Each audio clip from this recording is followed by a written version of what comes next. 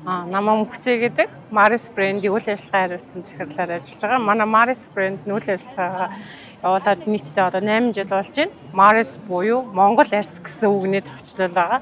Манай брэнд нь яг Монгол малынхаа арьсаар эзэн бүтээгдэхүүн үйлдвэрлэдэг тийм үйл ажиллагаатай байгууллага байгаа. Ерөнхийдөө массаар үйлдвэрлэл явуулдаг учраас тухайн нэгж бүтээгдэхүүний үн нэлээд хямдхан гаргадаг.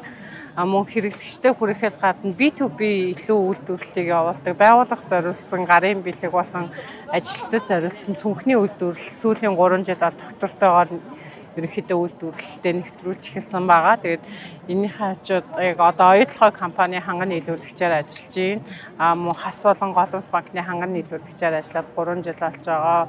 Яг нөгөө Монгол малын арьсаар эзэн бүтээгдэхүүн хийдэг давуу тал нь яг нөгөө улирал харгалцахгүй, хагарч хүлдэх гэмтэл авахгүй мөн арьсныхаа натурал байдлыг нь хадгалж одоо бүтээгдэхүүн хийдэг учраас нөгөө худалдаа авагч айгүй их дуртай байдаг. Мөн Монголын болон гадаадын худалдаа авагч одоо тогтмол нэг авсан бол заавал манай бүтээгдэхүүнийг авдаг болсон байгаа.